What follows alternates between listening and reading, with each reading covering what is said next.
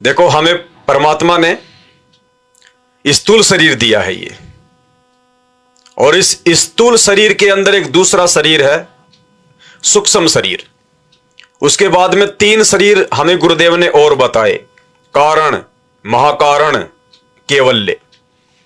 लेकिन विशेष तौर पर केवल 2 प्रकार के शरीरों की ही विशेष परीक्षा होगी, स्थूल शरीर की और स्थूल शरीर के अंदर जो सूक्ष्म शरीर है उसकी।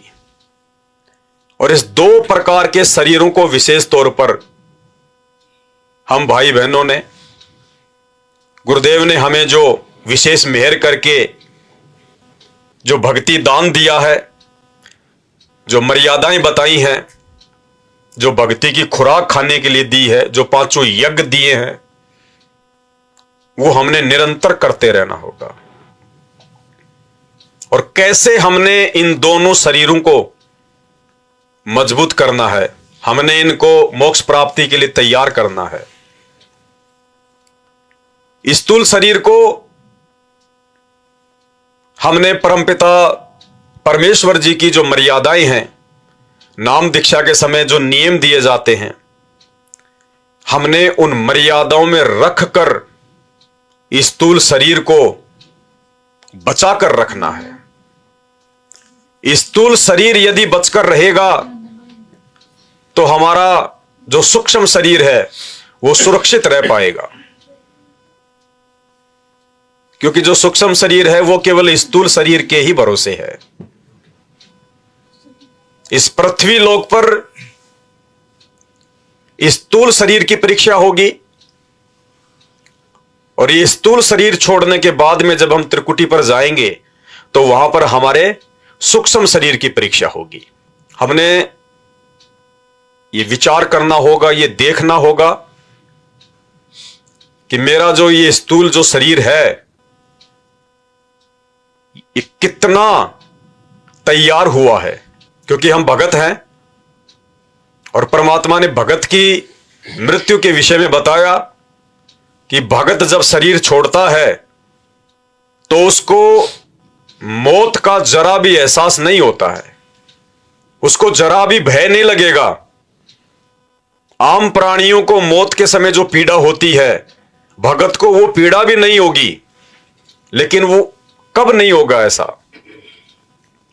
जिस समय हम इस धरती पर अपने गुरुदेव भगवान की भक्ति से, उनकी मर्यादाओं में रहकर इस स्थूल शरीर को हम तैयार कर लेंगे, हम इसको पका लेंगे।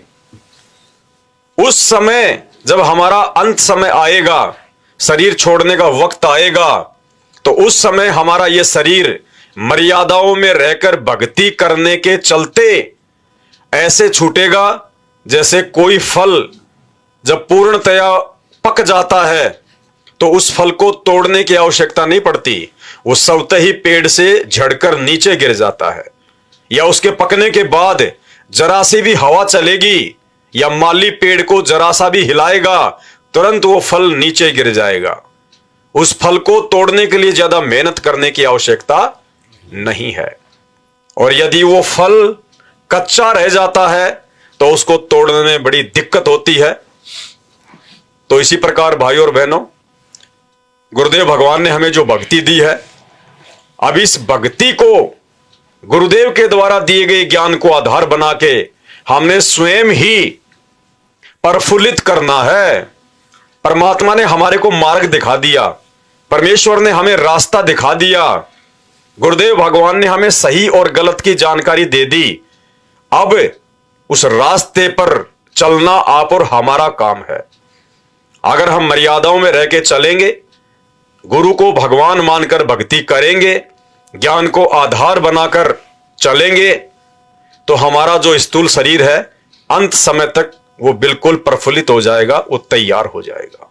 तो यहां हमने रिहर्सल करते रहना है कि कहीं मैं गुरुदेव भगवान की मर्यादाओं से इधर उधर तो नहीं हो रहा हूं। जो मुख्य मुख्य नियम मुझे मेरे गुरुदेव भगवान ने दिए हैं, मैं सही प्रकार से उनका पालन कर पा रहा हूं या नहीं कर पा रहा हूं।